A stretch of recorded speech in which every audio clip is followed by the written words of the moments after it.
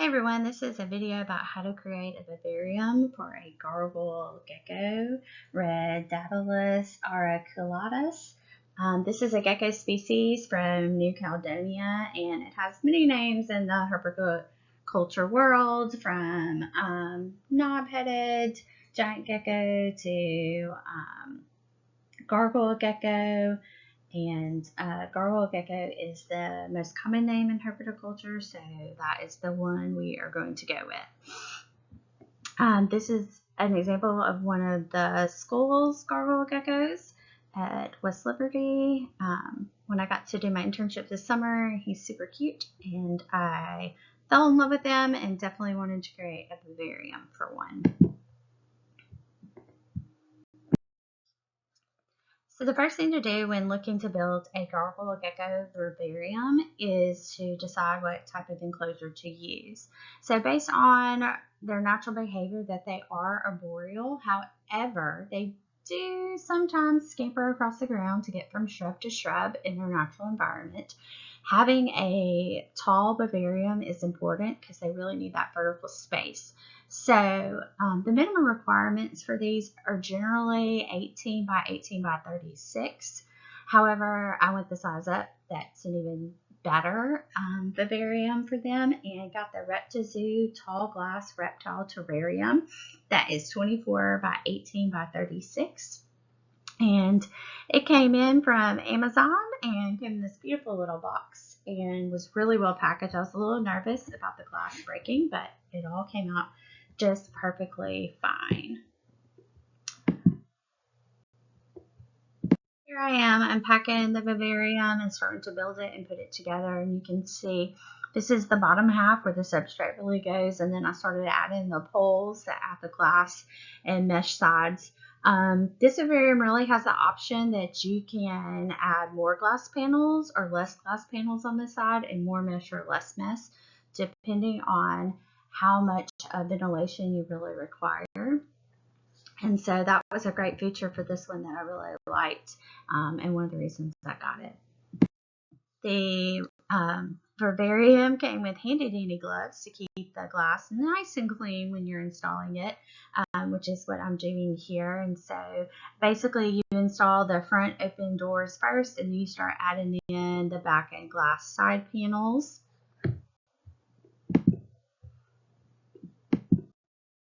Once the sides are completed and you've got all the glass sides in, it was time to put the roof top on. And so you're doing that kind of frame, and you're lining it up with the poles around the four centers, and kind of screwing them in, and then you add the mesh top in, and then you see me there cleaning it all, getting all the fingerprints off. I'm using rubbing alcohol just to make sure to get it really clean, especially before I adhered the knobs to the door.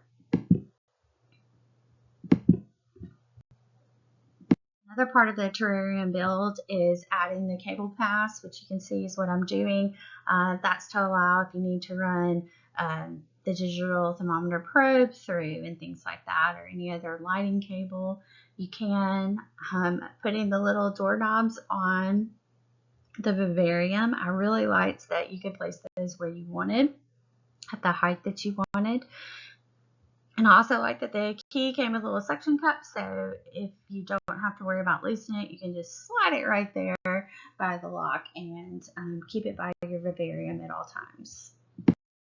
I was super pleased on how the vivarium looked once it was complete. I really liked the height for it. As you can see, it's definitely 36 inches tall, and so it's going to give plenty of climbing room and vertical space. After assembling the vivarium, the next step is to work on the background. Here you can see all the background materials that I used to create a background kind of from scratch. I did use reptiwood for climbing structures as well as cork bark. I also used cocoa fiber lining sheets. I went ahead and added this as part of the background because these could be used to help plants crawl up vertically, especially vines, along the side of the walls to give the vivarium more depth and climbing structures as well, and a more naturalistic look. You can see all the different paint colors I used to really highlight and bring the background back to life, that it has more dimension. Phase 2, after building the vivarium in phase 1, is the background build. The first thing I wanted to do is measure the depth of my substrate so I would know where I needed to position the branches for the climbing structure. I wanted to make sure that I got to use as much of the branch as possible so that the substrate didn't cover it up. And so based on the recommendations I'd seen, the substrate needed to be at least 4 inches thick. And while that might seem a little extreme, these guys, although they are very arboreal, compared to some geckos, they've been described as a little bit clumsy in their nature when they climb, especially on thinner pieces. And so giving them that extra, like about 2 inches of substrate, really kind of helps give them a softer cushion in case they do get a little clumsy and fall. You can see I used some styrofoam pieces to kind of give that 4-inch buffer of where I was putting the branch. And this is just me kind of deciding how I wanted to place these so that they connected to one another and kind of gave a continuous climbing structure for the Gargoyle Gecko. I also didn't want the top one to really go higher than 6 inches. Recommendations were for basking spots. They need to be at least 6 inches away from the basking lamp, so I try to keep that in mind as well. I did have to include my cute little helper. My daughter was insisting that she help measure everything so I could kind of work things out on paper and know where to put things. And so while I was building out the background, she was measuring. The first part of really constructing the background consisted of adding the 3 climbing structures to adhere them to the background as well as to create the actual entire background wall itself. I use Great Stuff expanding foam spray. It works perfectly to help adhere those branches to where you want, as well as to be used later to kind of carve the texture and background you want to make it very naturalistic. I wanted the wooden vine climbing structure to be more 3D and to lift off from the back wall, so I used some styrofoam to kind of keep it off and put it where I wanted it while I was spraying the foam and waiting for it to cure. I also made sure to add the food tray. That's that little rocky ledge looking thing in the last slide.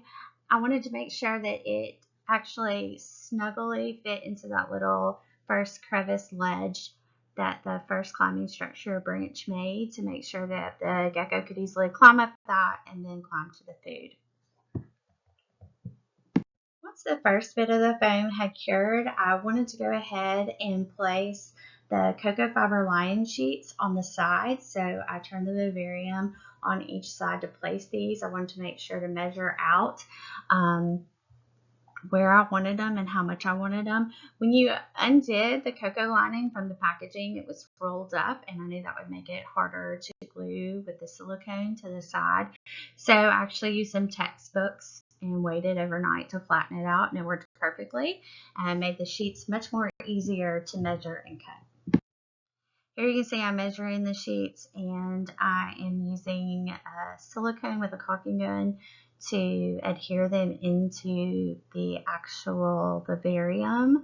I wanted to use these again to give a vertical structure for plants and vines that I was going to be placing later to help them grow up, as they are a great growing medium.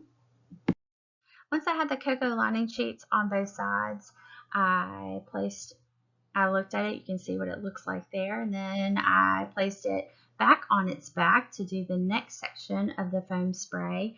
You can see me wiping down the back of the vivarium glass with rubbing alcohol, and this is just to make sure that it has a very clean space to adhere to the foam. I'm also placing the cork structures. I had 3 of them to give kind of a little climbing structure, and then to provide a basking spot with the one jutting out horizontally on the last one. So this is me just placing them to see exactly where I wanted them before adding the foam spray to adhere them into place. Once I had the cork pieces in place, it was time to do more foam spray. At this point, this is where I did the whole entire background, and you can see one reason I wanted to do the cocoa lining on the sidewall before completing the spray was I really wanted to get the spray right up to it so that they overlapped a little bit. I thought it was going to be, you know, it was going to dry and expand a little bit, but I definitely didn't think it was going to expand as much as it did. So there was definitely a lot of carving in the process, but I would have rather aired this way than not sprayed enough. Once the foam spray had cured, and it said 8 hours, but I usually gave it 24 just to make very sure that it has been completely cured all the way through. I started doing some cleaning up process. You can see I'm using a razor blade scraper to kind of get the excess foam off the climbing structures. It definitely expanded out over there. I wanted a big gap between the middle branch that kind of transverses horizontally, and it was up and on it. So I definitely had to do a lot of carving, which you can see I got a hot wire to do. It made the process a lot easier, and even though it was messy, I definitely feel like it was a little less messier than using a knife on everything. So I started working on the bottom half, just kind of carving away, especially the cork bark that you can see. You can hardly even see the top of it, which allowed no climbing ability at all and defeated the purpose of it. So that was my first part of carving, was to really give that spaces across the top of the cork bark back. Here you can see I'm getting, in addition to actually carving out the space I want, you're removing all the shiny parts of the foam so that the paint can adhere better to it and that you get the structure that you want.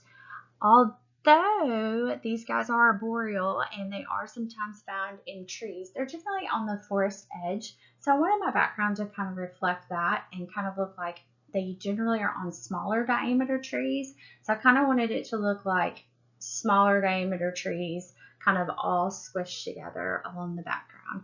And that was kind of the goal I was going for. And you can see here, there's the 3 cork barks.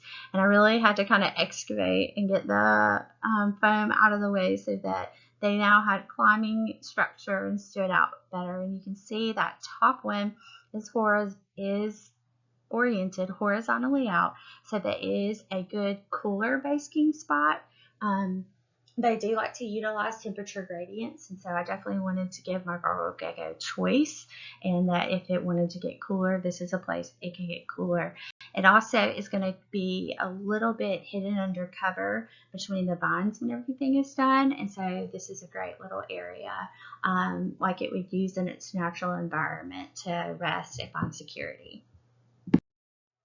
In the process of doing research of how to create these Vivarium backdrops, I came across a really cool idea where someone had used little potted plants and actually put them into the expanded foam. They usually did this when the expanded foam hadn't completely cured yet, so that they could easily just slide it in and then the foam would be secure around it. I actually waited a little too late, and so I actually had to carve the holes out.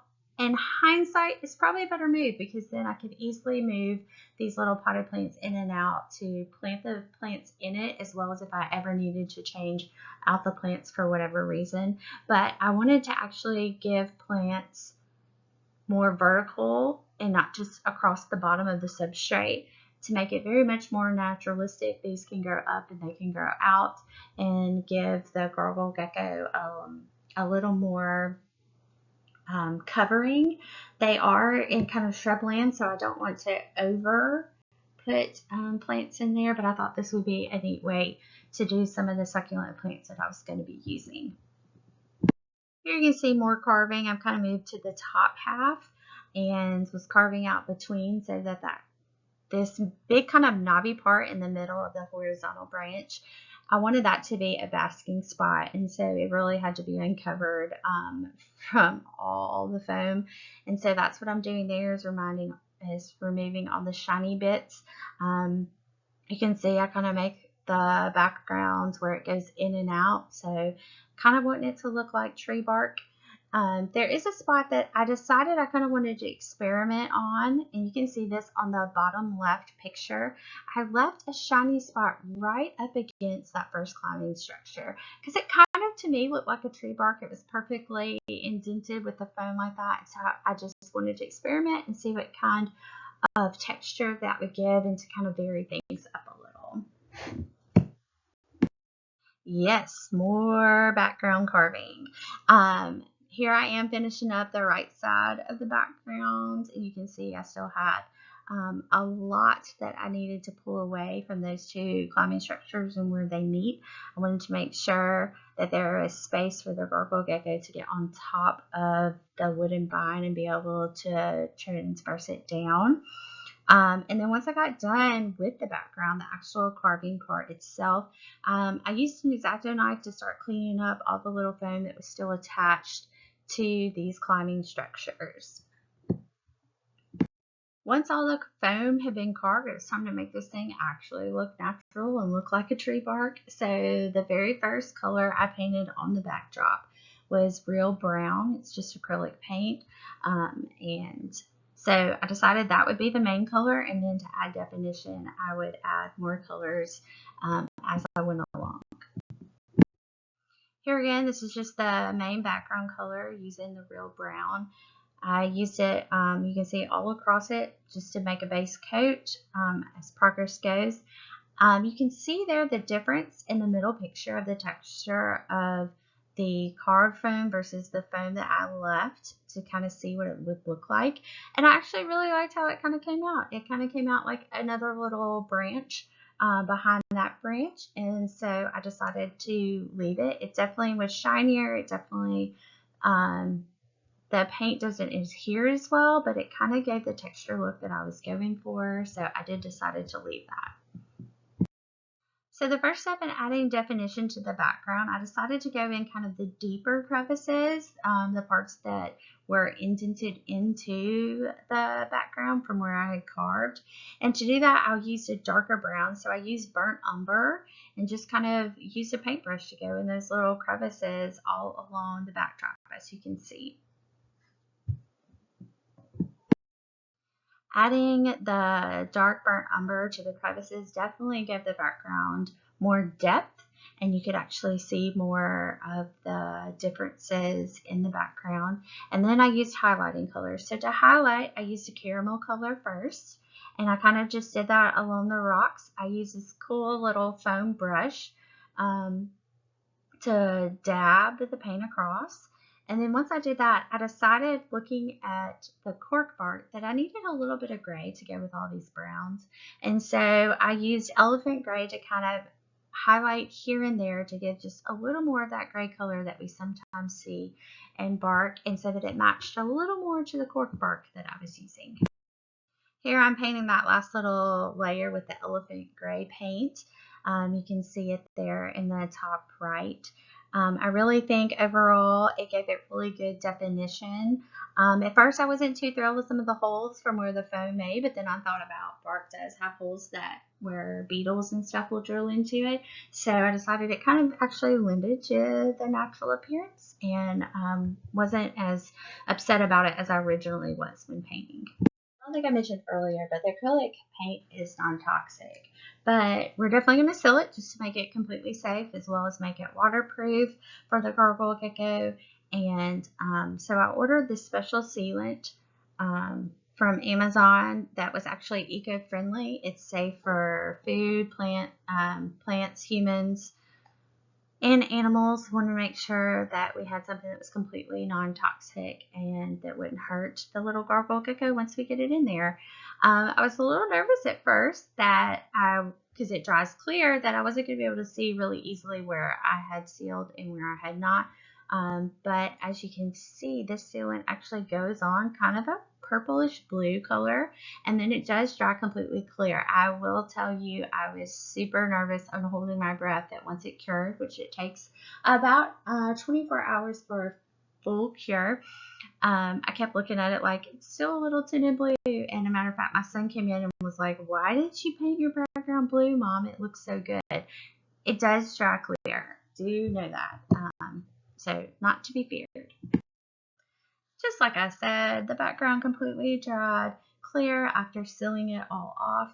I did decide to do one more thing that I had seen another person do on YouTube when creating their background is they decided to add a little texture. Some people use sand with their sealant. Some people use a little bit of cocoa fiber. So I don't think the sand was exactly natural to put on the tree, so I decided to do cocoa fiber because the trees do bark have kind of a licheny look, or sometimes little hairs on them. So what you do is you decide where you want to place um, some textured areas on the background. You use the sealant, you paint it on there, and then you basically smush in some cocoa fiber with your finger or a glove finger, and put it on there, and it kind of gave a little more naturalistic look to it. It also cut down on the shine that the sealant left that I wasn't particularly thrilled with, and so I like that it toned down that glossiness. You also see I'm using a razor scraper across the top to get all the paint off the glass or any extra sealant that had adhered to it during the painting and sealing process. As you see, the background's complete. If you look close in the up-close picture in the middle, you can see some of the cocoa fiber hairs sticking off, and they are sealed in. And I just really love the appearance of it. I was super pleased with how it looks, and the climbing structures that it offers, and at different levels too, and which is really great because it gives the Gargoyle Gecko choice if they want to be closer and hotter and go closer to the lights, or if they want to go down and just kind of chill out on those lower barks as well. The next part of the Vivarium build for the Gargoyle Gecko is creating the substrate, and here are all the raw materials I used. I particularly wanted to make this a bioactive vivarium at the end, and so recommendation for this animal was to mix peat moss with the organic potting soil, and you want peat moss 40% to a ratio of 60% of the potting soil. Because of this and because of mixing it up, the one reason that we don't use any kind of really big substrates with this species is they have been known to sometimes ingest things like mulch, and that can create impaction. And so especially with younger ones, I just didn't want to risk it. So I did choose out of kind of the different substrate options, this option. Plus it's going to work really well for planting natural plants in it. I did want a drainage system built in, so I got hydro balls, and they recommend a 2-inch deep layer of these hydro balls. So it did take about like 6 to 8 bags of them, but I'm super pleased with the outcome. So let's look at it. So like I mentioned, the first part of creating the substrate is laying down these hydro balls to give a drainage system, help keep the soil draining so that your plants don't become stagnant and get rot on your roots and things like that. Like I said, it needed to be about 2 inches, so that's just me measuring at the end to make sure. I did find it kind of weird, ordered the same brand, and some of them came a lot more gray and some of them came brown, even though I ordered the same color for all. So that's why it kind of looks like there are some Reese's Puffs sprawled in there with the gray substrate. When you add a draining layer like this with the hydro balls, you need to put a mesh screen on top, and this is just to kind of help keep the substrate out of the draining system part. So this is screen. I got reptile screen. I was told that you could get screen from a hardware store as well, but I did go ahead and get the Zoo Med actual reptile screen, just because I wanted to make sure I was using stuff that was definitely appropriate to be in a place with animals. You use that and you cover it all across the bottom layer of that. I kind of wish I kind of cut it right to the sides. I kind of wish I had gone up a little on the sides so that when I added the potting soil, a little kind of went down on the sides, even though it kept it out from the main part. So maybe leaving it a little bit bigger than the actual dimensions of your enclosure would be a little bit better idea. But here I am cutting and fitting it, and this easily keeps the soil out, makes it easier to change the soil if you ever need to rip it out as well. As I said, I'm planning mine on being bioactive and adding isopods and springtails so that I don't have to clean out as much substrate at any one time. Here I am mixing that substrate of peat moss as well as the organic topsoil. So as I said earlier, the peat moss needs to be 40% of your substrate total and the potting soil needs to be 60%. So for me, the easiest way to do this, I'm going to be honest, was just to get one of my measuring cups that was measured 2 cups, and I basically would dump 4 cups to every 6 cups to keep that ratio the way it's supposed to be. It's kind of the easiest way to do it, and I really liked it and worked well. Once you put them together, you just mix them up really well with garden gloves. You can see my cats here. They really did not care for the Vivarium build at all, but when I started mixing this substrate, they were super interested. To me, it smelled wonderful, and so they had to come in and take a look as well at what their mom was doing. Once the substrate was completed, it was time to start pouring in. I basically would do, like I said, I would do the 4 cups with the 6 cups, and I would do that once and dump it in, and then I would repeat the process until I had enough substrate across the bottom to do the 4 inches. So it definitely took multiple mix up. It did take exactly 1 bag of peat moss and basically 2 bags of organic topsoil. So after completing the substrate, the next part is the lighting, and you want to do the lighting before you add the plants, especially if you're adding real plants and not artificial plants, as the plants need lighting just as much as your Gargoyle Gecko does. I based my lighting recommendations on natural behavior as well as those given by reptiles. You can use a 24-inch long Arcadia bulb kit if you want to, because this is a 24-inch wide enclosure. However, I found it just a little bit too bulky. It reached to the side, and it kind of seemed to be overdosed, especially having the basking lamp as well. So I ended up going with the 12-inch Arcadia T5 SO Shade Dweller at 7%. I also got a small 5.5-inch dome lamp you need a low density basking spot for these guys. They don't need to get super hot. A matter of fact, their basking is generally about 84 degrees, and then you want to have ambient temperature anywhere from 84 all the way down to 74 in the cool zone. And so that is one reason vertical height is great. Also because it gives that really good temperature gradient from the top of your vivarium all the way down to the bottom. So I went with a 25-watt bulb from ZooMed to give the temperature basking spot that we needed in the hot zone. You will see that it's a UVB bulb. Now, I'm going to go ahead and say now that this is sometimes a thing that herpetoculturists think aren't really needed for geckos because they're nocturnal animals generally.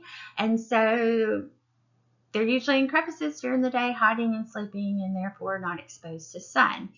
However, the Gargoyle Gecko is a little bit different. People who have studied them in the wild have often found them basking in the sunlight. One researcher even noted that the Gargoyle Gecko will literally move to keep in the sunlight as the day progresses. They're often found basking under shrubs during the day or just out on branches, or even cryptic basking a little bit where they have at least part of their body hanging out. And so for these creatures, reptiles really recommended UVB lighting for them. Personally, I think it's always better to err on the side of that they need it than they don't. So based on their natural behaviors, I definitely decided to go with a UVB full spectrum bulb for these guys.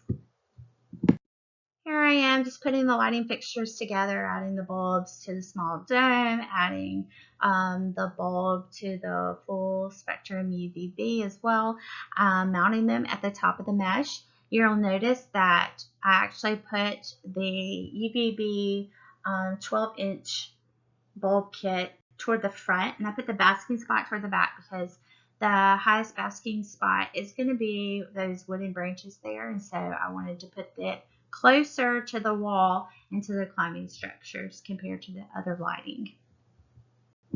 Here the lighting is complete, it's in place. I so love turning it on and seeing the light. It just kind of made it even prettier. I will say I am in a very well lit room. This this is our office that has a sunroom and it's got 4 really large windows, but I still loved incorporating the lighting. It made such a big difference, and it's going to be important for the Gargoyle Gecko's well-being and health.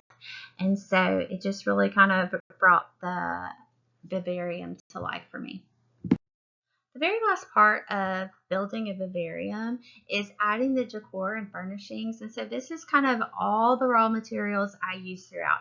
You are going to see that there is on the left magnolia leaf litter. I did decide not to add that at this time just because it was kind of getting a little crowded with the things that I was adding.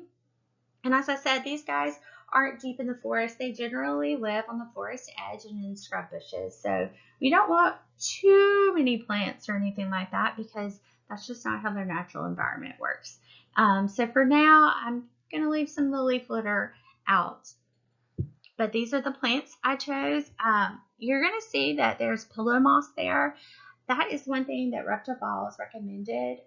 The great thing about pillow moss is it adds just another layer of cushion above your substrate. Because like I said earlier, these gargoyle geckos can sometimes be a little clumsy climbers. So I particularly put them in the enclosure under kind of the highest areas where they're going to be climbing, so that if they were to fall and drop, they have a nice safe landing. The first part of this phase was adding these jade plants. They were originally not one of the plants I had chosen in my care plan, but as I'm from a small area, I kind of went with plants that I was able to get my hands on. For the most part, I was able to get everything I had put in my care plan, except for what I was going to put in this plant. So I ended up getting jade plants to put here. They are recommended by Reptifiles to use with gargoyle geckos. I also decided to use them here because they are succulent, so they don't need as much water, and so I feel that they will do better in these little bitty potted plants. So you can see me putting them in their little containers and transferring them. Since then, they're doing really well. This was about 2-3 weeks ago that I originally planted them, and they are growing upwards now, and so they're really doing what I intended them to do, and I think they're definitely a unique add to the build. It also does give some coverage if the gargoyle gecko is sitting on those branches right there, that they actually have some plant coverage higher up, again giving more choice and more naturalistic enclosure. The next part I added was the rock food tray. This is got 2 sides, one for water and one for food. You always, even though gargoyle geckos generally do not drink their water straight from a water dish, they generally will lick it off the environment from misting, so off the plants and things like that, as well as their pretty little faces. You still want to offer it to them at all times. I did get this naturalistic looking one because I wanted them to be able to climb to it. I kind of hated it was rock because they're not really geckos on rocky crevices, but this is the best that I could find. You can see they can easily crawl up that branch and right onto the food tray and rock ledges. This is magnetic, so one great thing about it is if from time to time I want to move it around the enclosure to kind of increase activity as a form of enrichment, I can easily do that as well. So the next furnishing I decided to add to the gargoyle gecko's enclosure was this mossy vine. You already saw we have that wooden vine, and it is a pretty sturdy climbing structure. I wanted to give various structures in climbing. I wanted to give rougher ones for gargoyle geckos because they are a little clumsier, like they said, and a lot of people recommend textured stuff, but I also wanted to give them chances to use other climbing structures with different dimensions and things like that. So this one has a little more give to it. It also gives the vivarium a little more color, especially as they're used to plants and shrubbery being around. So you can see I attached it to the top of the background, and then I kind of run it across the climbing structure where that little basing spot is. It just kind of touches the very front of it, and then it comes all the way down. I attached it to the feeder as well, And I did that because that gave another way for the Gargoyle Gecko to get up to that. If they didn't want to use the big sturdy branch on the back, they could use this climbing vine as well toward the front. And then I kind of buried the excess in the bottom of the substrate. And I left it, I did glue it in sections, but it is where you can rearrange it as needed if certain things doesn't work. I am going to go ahead and talk while I don't add the pillow moss in this slide. I did put the pillow moss where back in the back right corner is where I put the pillow moss, because that's definitely the greatest climbing heights that the Gargoyle Gecko could reach. So it would be the greatest likelihood of maybe fall, especially as it's on the less sturdy moss vine right there. And so, like I said, in case the little clumsy guy does happen to fall off, he has a very nice, safe cushion to fall to. Now we're adding the plants. Pothos was one that was very much encouraged for this species. I put it up against the cocoa fiber linings because they can be trained to climb up those and to grow up them. And so I put them on either side of the enclosure. I kind of took the round pot and I just kind of splayed it out in a very much horizontal line and started, I pulled a little apart to put it on the right side there, and then the majority of it, as you see, went the left under the food tray, and hopefully eventually will grow up. And I can take the food tray off and then put it back on to let the leaves grow up and out. This is one that I was put directly into the soil. It doesn't have to remain in the pot because it doesn't take over your vivarium like some of the other plants.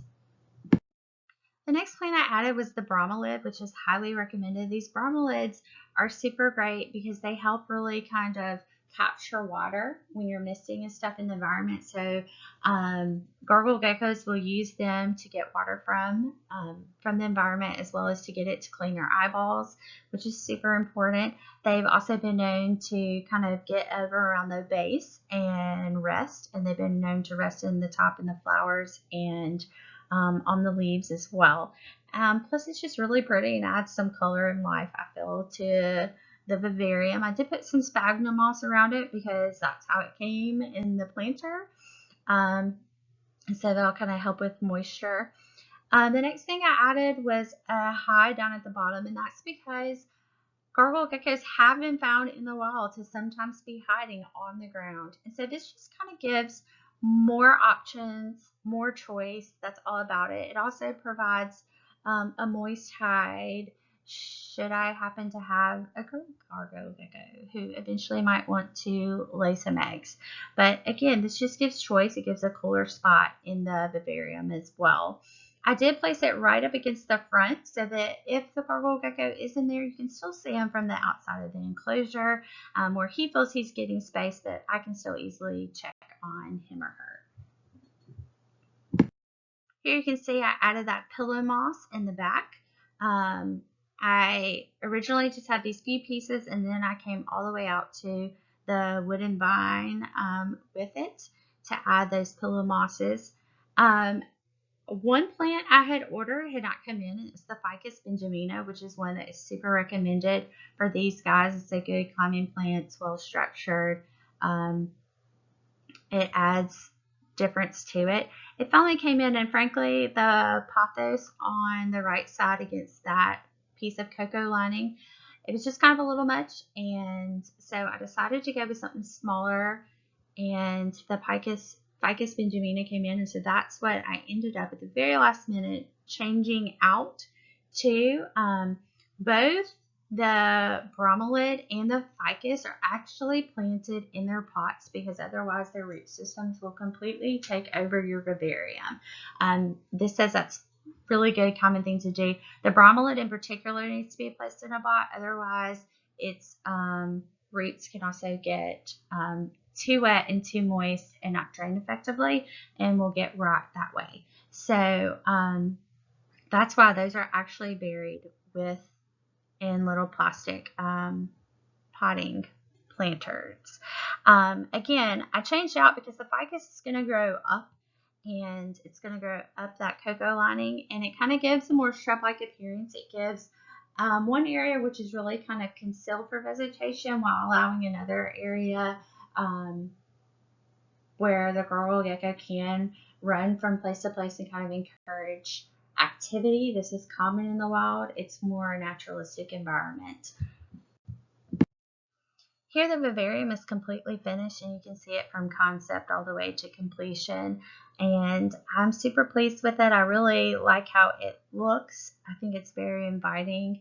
I think a gargoyle gecko would have a great time in it. It has plenty of choice, has gradient in temperature, and has gradient in climbing structures and basking spots where they have parts at the top and the bottom. So it definitely allows for a lot of choice for the species and for natural behaviors.